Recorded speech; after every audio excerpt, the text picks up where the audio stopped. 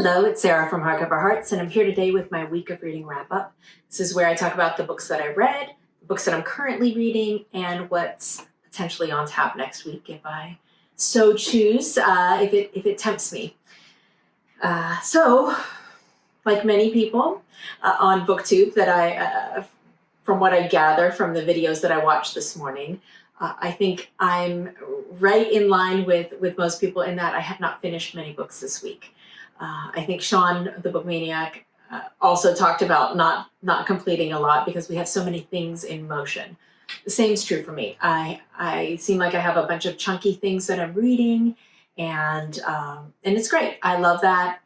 It feels strange not to complete as many as I normally do, but the irony is I was on Twitter apologizing and complaining that I have been doing these massively long videos and wanting to get back to some shorter content, and voila. Here's your shorter content. I hope you like it. So let's get started. First book that I read is as part of the Reid German Books 2020 project. I'll put a link to that project description below, and that's being run by Mel from Mel's Bookland Adventure and Britta Bowler of The Second Shelf. And this is great. I'm so excited for this because I've been wanting to read more German literature. I recognize that I have a deficit in that area, so really excited to grab some more books in this that are originally written in German and then translated, because I don't read German. So this one came up. It was one of the ones that was recommended in the Goodreads group, which I recommend if you'd like to do this challenge. Feel free to join in the Goodreads group because a lot of conversations happening there and really great place to get ideas. So the first one that I read for the year, and I plan on many more, was The German House by Annette Hess. Now this is a new release, and I'm glad I got it early. This started off with such great promise. The story is about a young woman in her 20s, and she lives at home in the 1960s, and she lives in Germany. She is having her fiance, her informal fiance, come to meet her family, and he hasn't officially proposed or talked to her parents, and so it's an opportunity to kind of kick that off. So it's a very important meal. And she gets called into work, which is unusual because it's after hours. She's a translator, but she usually does business type translations. And she's picked up and taken to the police station to help translate with an interrogation because the original translator is not able to arrive. What ends up happening is she gets propelled and pulled into what is one of the first Nazi war crime trials in their area. And what I loved about the premise and the story is how this one woman who's independent, trying to become more independent, has this competence, this very important skill, and is respected for that skill, yet finds herself in something that is so vast and large and really changes how she looks at her world, how she looks at her town and family and country, awakens feelings of fighting for the underdog and some activism in herself, and how all that comes together. I think I said last week that I hope this sticks the landing, and unfortunately for me, it did not. It got a little soap opera-y, and there was an introduction of a twist that I just didn't think was necessary. I thought the material on its own had enough tension and was interesting enough that I didn't think it needed a twist to make it any more tense. It was already pretty tense. So it kind of lost a little bit at the end for me. I still think it's a good book. I think it would be a book that people will enjoy. And if you are interested in dipping your toes into Reid German Books 2020, this would be a really good one to start with. I did the audiobook, which I thought was well done. Then my library gods bequest upon me the most buzzed about book of the new year, and that is Such a Fun Age by Kiley Reid. And this is something that you're going to hear everywhere. I think this is going to be huge. It's definitely a book club book where you can just dissect and have a lot to talk about. The story follows two main protagonists that were kind of told through their points of view. One is a young African-American woman. It lives in Philly. She just graduated and is trying to figure out what she wants to do with her life.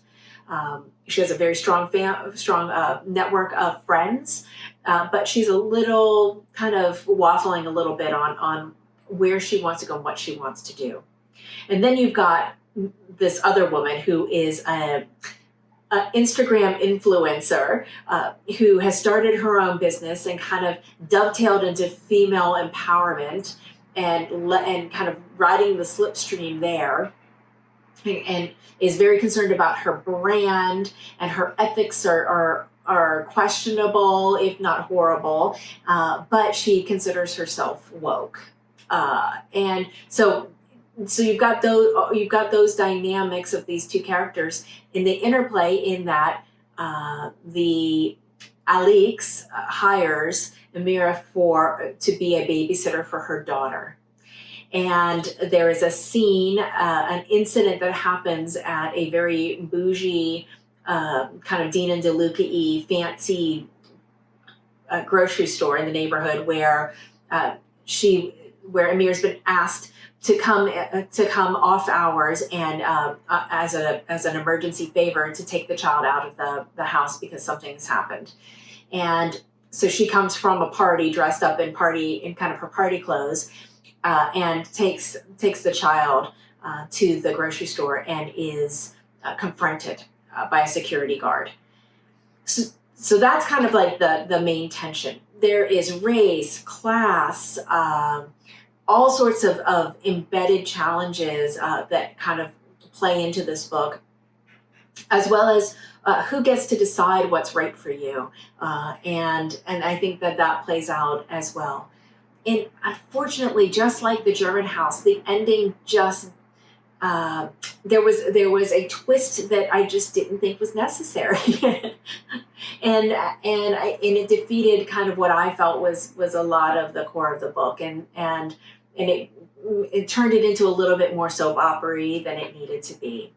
So, I enjoyed it. I think it's going to be a smash hit. I'm looking forward to going to see Kiley Reid when she comes in the area very shortly. So, it was an okay book. But let's talk about what I'm currently reading, because those are where the stars are. The first thing that I'm reading and loving is Wolf Hall by Hilary Mantel as part of Cromwellathon. I finished the first section. I am so behind though in my reading because my work week has just been insane trying to get back into the flow. Dude, 8-hour work days after you've been on vacation for a long time are really hard. I know that is like the height of privilege to be able to say that. But it was really hard for me to concentrate, and I would come home and I was just exhausted. I did no reading during the week, which even my husband was like, "Are you okay?" And I actually think I've been struggling with coming down with something, but neither here nor there. I need to catch up with this, but I'm loving it, and I may do initial thoughts videos as we go through. We shall see. Next, in reading Wolf Hall, I recognized that there are significant gaps in my knowledge. So just like I have gaps in my knowledge about German literature, I also don't know a lot about Thomas Cromwell. I know he's a baddie. I know that he dons the black hat, so to speak, seen as a villain, but I don't really understand or know why. And Hilary Mantel definitely doesn't paint him in that light. We're definitely getting this just kind of normal protagonist view of who this person is as they're going through the story. So it's very interesting because I think I'm supposed to not root for him, but the way she's writing it is very compelling. So I'm dealing with those dynamics. I thought I need to know more about this guy. And so I got Thomas Cromwell, A Revolutionary Life, and this is by Dermot MacCulloch. I have the audiobook. Now, I downloaded it from the library, recognized immediately my my error in that this is a huge book. It's like 26 hours or something insane like that. And I want to pace that audiobook with Wolf Hall, which does a chronology. Once you kind of leap in moments. So I'd like to make sure that I'm only following to a certain part, which means that my audio book loan will have disappeared by that time. So I went ahead and got my Audible credit and used it for this, which I think is going to work out really well for me. So, but so far that audiobook is fantastic. It's nonfiction and very deep. It goes into a lot of depth, a lot of detail, and I'm enjoying it very much. Then for my in real life book club, I have to knock out the jams on this one. This is Girl, Woman, Other by Bernadine Evaristo. Still enjoying the hell out of this. Don't want to say too much, but I can see why this won. The Testaments, you have a lot to answer for. So I'm expecting many, many good things from you because this is pretty fire. Also completing, right. Also making my way through Duck's Newburyport. Loving the pace. I'm very comfortable with the way my in real life book club and I are reading this. Just kind of going through it at a reasonable pace and then talking about it because there's so much to discuss as you go through it. So really enjoying a kind of more leisurely approach to this. And then I have been ditched by my buddy reader who I don't name and shame. I'm like a spy like that. I'm good. I can keep secrets. But he outed himself on Instagram. Go to my Instagram if you want to see the hilarity there. But I'm reading The Little Drummer Girl by John Le Carré. And I'm going to continue with it because I'm finding it fascinating, really well written, very compelling, and I like the meta structure of us watching with a bird's eye view of how this kind of plot is being hatched and how a woman is being groomed and then leveraged in this plot. So really enjoying that. So that's where I am with my reading. And to be honest, I had so many books that I want to get to. I don't know what I'm going to pick next, which is kind of an exciting opportunity. I don't really have anything in terms of like big thematic reads for the month.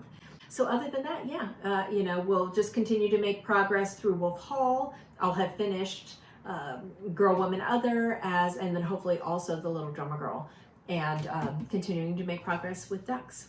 So I hope you've had a great week of reading, and I hope this was a nice, quicker, faster video. Thank you so much for watching, and we'll talk to you later. Bye.